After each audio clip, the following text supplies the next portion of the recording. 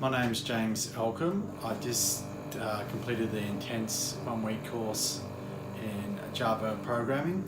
I've done IT support for about 15 years and I have a master's degree in web design. So I wanted to take this course to kind of expand my knowledge and move into the development world. So that's why I took this course. The tutor was fantastic, Chris Sheaf, I don't know how to pronounce it right. Very knowledgeable and very patient tutor, so I thought it was very good in that regard. It was an intense course, so I did lots of practice in the meantime, but the courses in the institute is willing to let you come back and practice, so that was really handy. And yeah, I would recommend the course. I thought it was fantastic.